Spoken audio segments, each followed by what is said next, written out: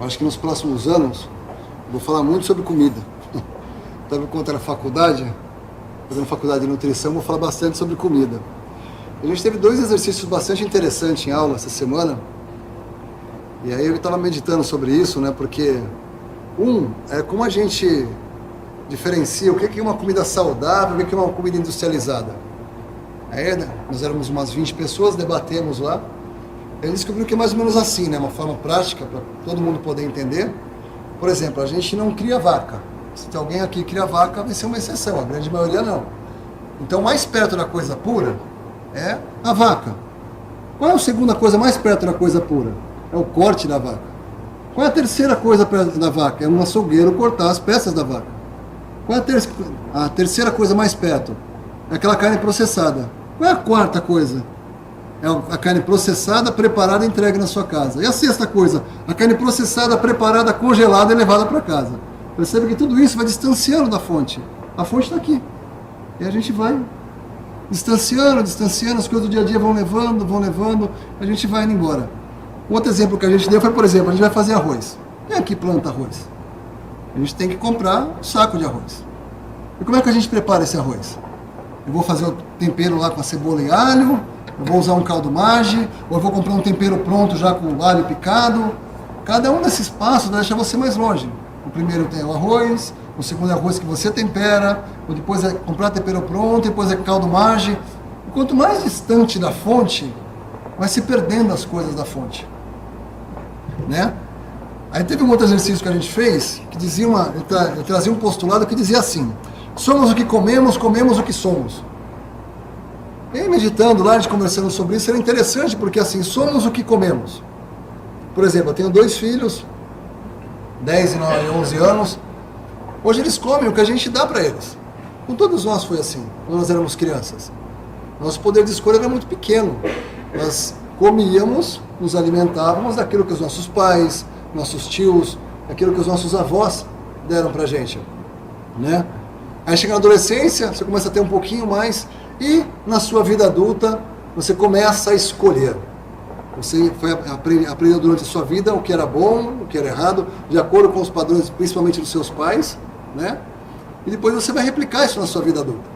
E aí você passa para a segunda parte. Se a primeira parte é somos o que comemos, agora você vai comer aquilo que você é. Mas mesmo esse comer que você é, às vezes está ligado. Por exemplo, se você mora em São Paulo, tem uma vida que sai às 8 da manhã, chega às 8 da noite, o que você vai comer? Você vai comer tudo rápido, pronto. Lembra que eu falei de estar longe da fonte? Você vai comer qualquer comida. Você não vai pensar em parar, e preparar, e pensar na sua família, né? Isso se você tiver família. Se você for solteiro, você vai pegar um miojo, botar ali, como muitos aqui que eram solteiros em época de faculdade, pega um miojo, mistura ali, vai e come. Mas é a qualidade desse alimento que você está comendo, né? Você está se alimentando, você está se nutrindo, você está só enchendo a barriga. São coisas completamente diferentes, né? E o que a gente meditou sobre isso e foi interessante? Como as nossas escolhas moldam a nossa vida. As escolhas, sim, as escolhas. Se você escolher comer correndo, isso vai ter um preço. Se você fala assim, não, é para minha família, vou cozinhar para minha família, isso tem um preço, você vai fazer com carinho, com cuidado. Uma comida feita em casa é uma comida preparada de pessoa para pessoa. Eu fiz pensando na minha esposa, pensando no meu filho. Uma comida na rua, você vai comer uma comida de um chefe, ele vai preparar e ele quer ser agraciado com a melhor comida.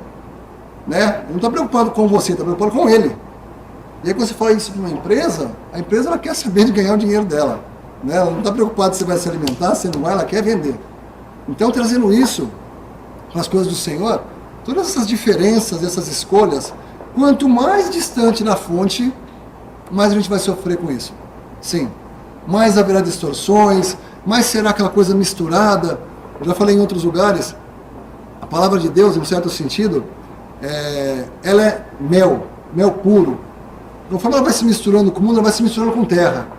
Aí uma hora chega mel e terra, chega uma hora que é só terra. Que é muito que a gente vê hoje pelo mundo. Parece que a palavra de Deus, aquilo ali é terra pura. Aquilo não alimenta o seu espírito, a sua alma, aquilo não tem o menor valor. Né? A palavra de Deus sempre terá valor, que seja um versículo, que sejam 2 palavras. Tem uma história muito famosa, que a gente conta ela várias vezes. Tinha um pregador na rua, distribuindo panfleto, E ele entregou para uma pessoa, um panfleto. A pessoa pegou o panfleto, a hora que viu que era um panfleto do evangelho, ela picou aquele papel, jogou na cabeça do pregador e foi embora para casa. Quando ela chegou em casa, ela foi tirar o sapato, tinha um pedacinho de papel preso no sapato. Tinham 2 palavras. Ele disse. Ele pegou, leu e ele disse. O que ele disse? Onde que ele disse? O que? É a palavra de Deus. Ele disse 2 únicas palavras, é a palavra de Deus. E aí ele voltou para aquele pregador, mas o que é esse? Ele disse. E aí o pregador pôde pregar para ele de forma mais ampla. A palavra de Deus diz assim, lá em Jeremias: ponde-vos no caminhos e vede, perguntai pelas veredas antigas, qual é o bom caminho e andai por ele. Então, quando nós vamos fazer nossas escolhas, principalmente os mais jovens, a gente tem sempre que se perguntar, mas qual é o bom caminho? Porque é interessante em faculdade. Por que existe faculdade? Porque alguém já passou por aquilo que você tinha que passar. Você não precisa lá fazer tudo de novo e reaprender. Alguém já fez, assim, ó, segue por aqui, que aqui você vai se dar bem. Assim é a palavra de Deus. Deus já entregou pra gente o caminho perfeito. Ele já nos entregou qual é o bom caminho. E o final desse versículo que eu acabei de ler é muito triste, porque ponde-vos nos caminhos e vede, perguntai pelas veredas antigas, qual é o bom caminho? E andai por ele e achareis descanso para a vossa alma. Mas eles dizem, não andaremos. Eles estão ouvindo que existe um bom caminho, né? Eles podem escolher esse bom caminho, lembra as escolhas? Daquilo que pode te alimentar, que pode trazer vida para você? Pois é, ou uma boa vida? Imagina isso para as coisas espirituais. Ele tem 2 histórias que me chamam muito a atenção quando fala de escolha. De escolher o bom caminho, escolher as boas coisas. A primeira está lá em Lucas 11, ela é muito conhecida, essa história, a história do filho pródigo. Ela diz assim, e disse, esse é o Senhor falando, né? Um certo homem tinha 2 filhos, e o mais moço deles disse ao pai, pai, dá-me a parte da fazenda que me pertence. E ele repartiu por eles a fazenda. Ele fez uma escolha. Ele queria a parte dele da fazenda. Ele escolheu. Pai, dá-me a parte da fazenda que me pertence.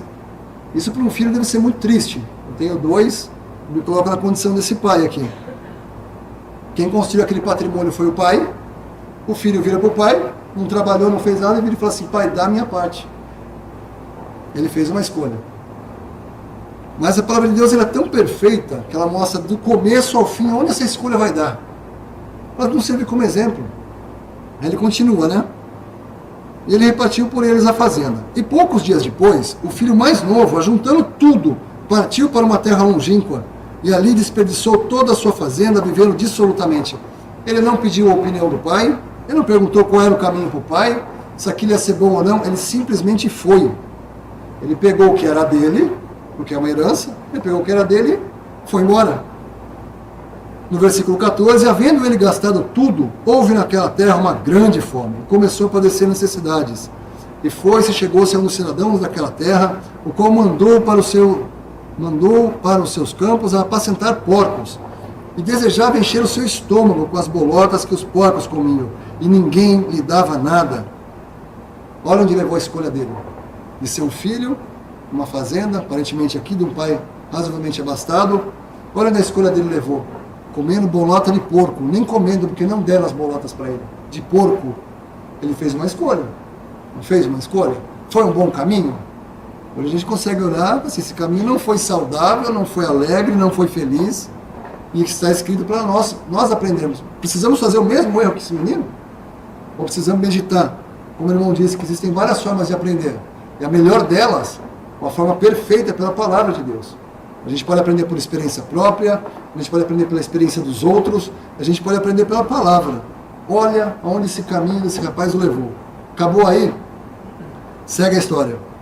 Versículo 17. E caindo em si, disse, quantos trabalhadores de meu pai têm abundância de pão, e eu aqui pereço de fome?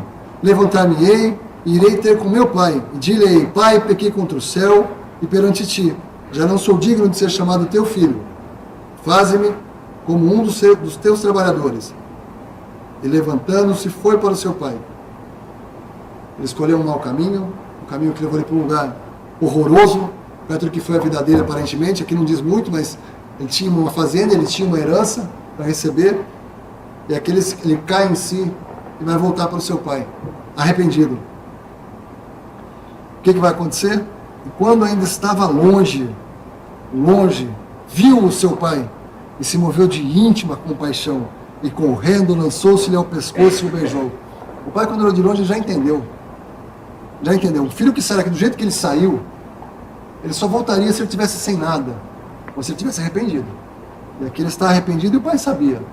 Aqui a gente tem uma história muito comovente, porque o pai o viu, moveu-se de íntima compaixão e correndo, lançou-lhes ao pescoço e o beijou. Muitos dizem que o Deus do Antigo Testamento ele é um Deus muito sanguinário, que ele cobra e se você não fizer, você vai pagar e vai dar errado.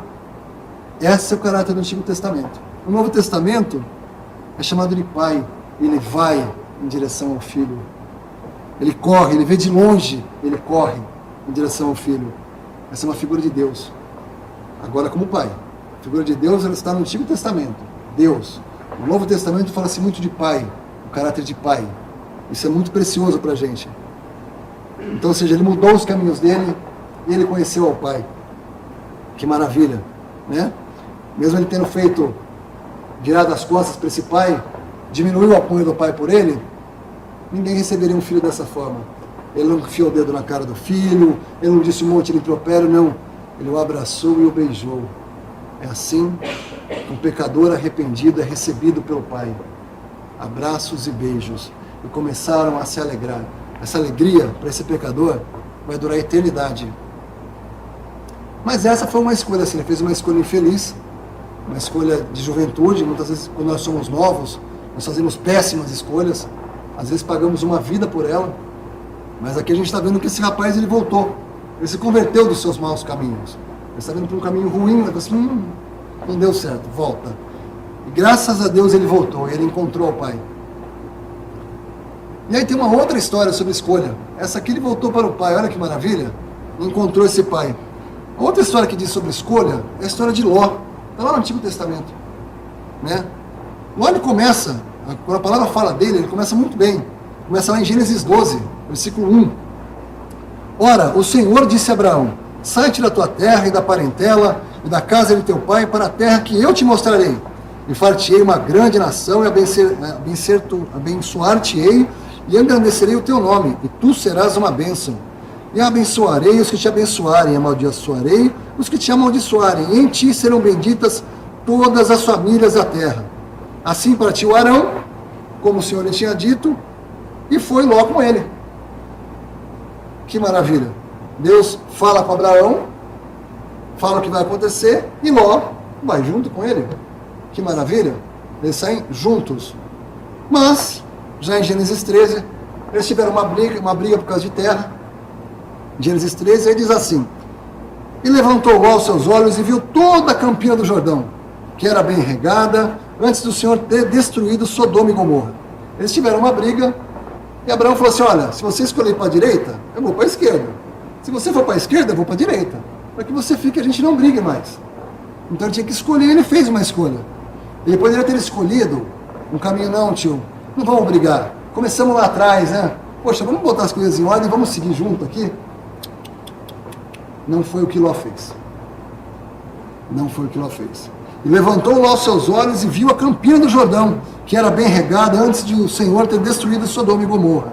E era como o jardim do Senhor, como a terra do Egito, quando se entra em Zoar. Então Ló escolheu para si toda a campina do Jordão. E partiu Ló para o oriente e apartaram-se um do outro. A gente viu na história anterior, ele pegando a fazenda dele, aquele rapaz, indo embora. E aqui a gente está vendo Ló escolhendo ir para longe do tio. Apartaram-se. O caminho que Ló escolheu vai ser uma tristeza. Vai ser triste. Lá em Gênesis 19, ele conta o final deste caminho que Ló escolheu. Tens alguém mais aqui? São os anjos lá na casa dele. Teu genro, teus filhos e tuas filhas e todos quantos têm nesta terra, tira-os fora deste lugar. Pois nós vamos destruir este lugar, porque o seu clamor tem engrossado diante da face do Senhor, e o Senhor nos enviou a destruí-lo.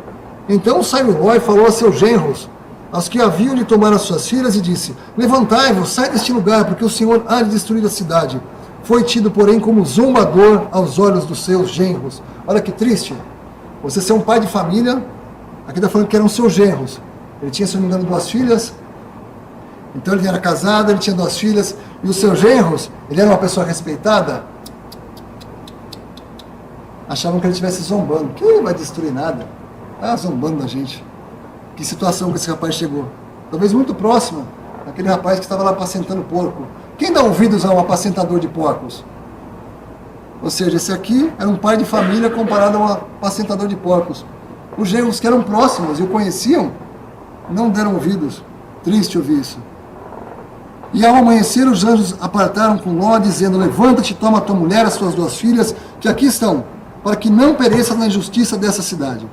Ele, porém, demorava-se, aqueles varões lhe pegaram pela mão, e pela mão de sua mulher e pela mão de suas 2 filhas, ou seja, os genros já ficaram para trás.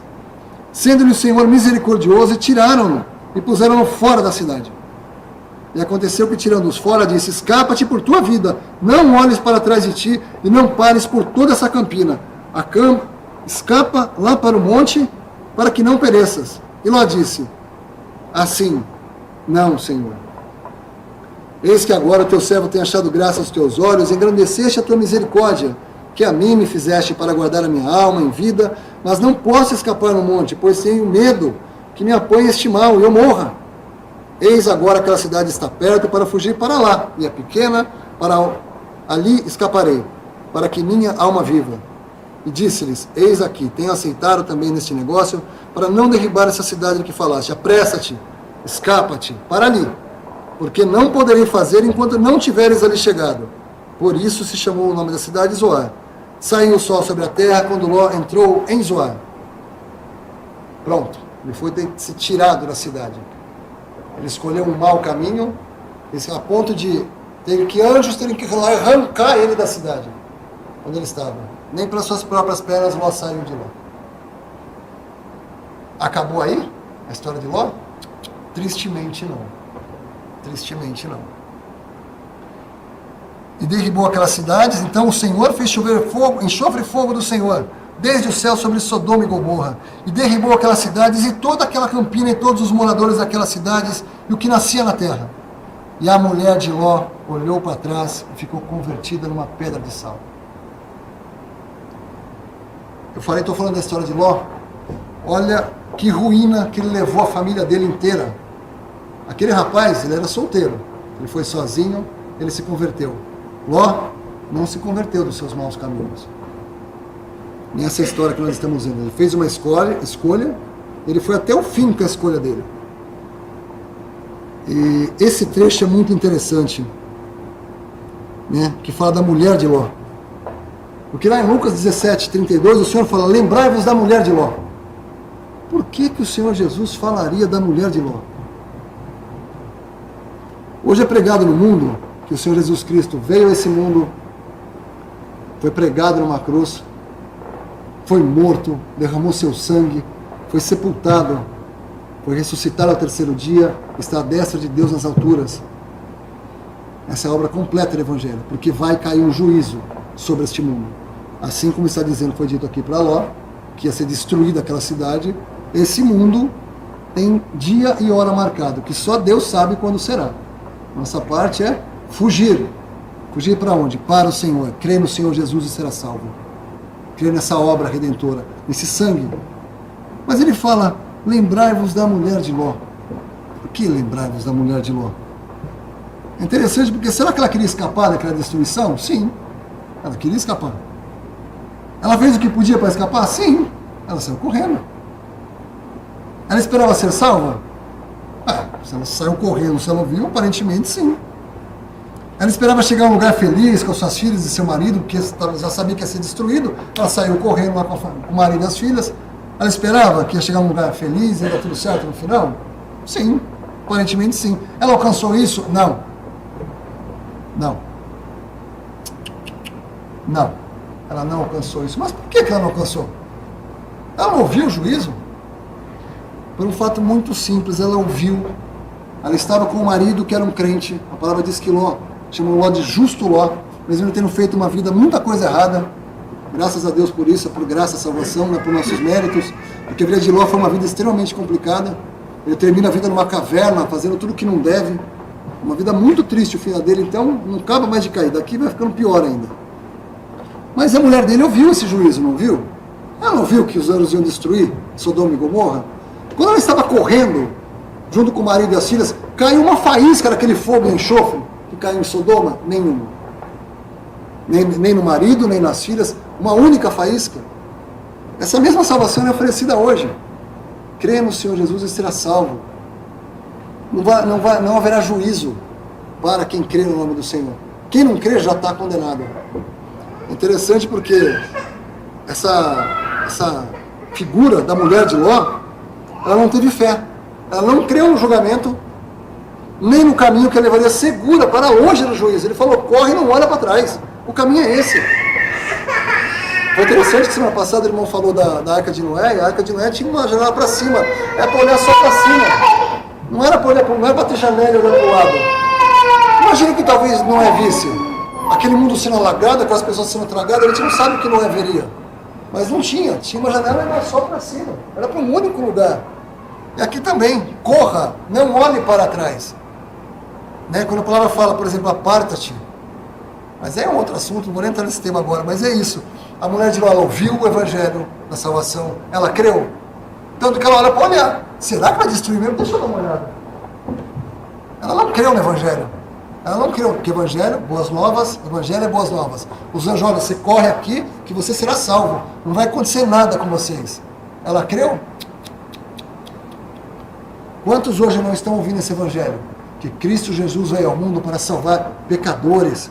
Que Ele na cruz, em 3 horas de trevas, pagou, recebeu o juízo que nós merecíamos. Que o seu sangue derramado nos lavou do pecado. E hoje somos aceitos diante de Deus. Quem está ouvindo isso hoje e está como essa mulher de Ló? Ouvindo que vai haver um juízo, ouvindo também que há salvação, mas ainda não creram em Cristo Jesus. Eu espero que se você não tenha crido, você tenha crido essa noite.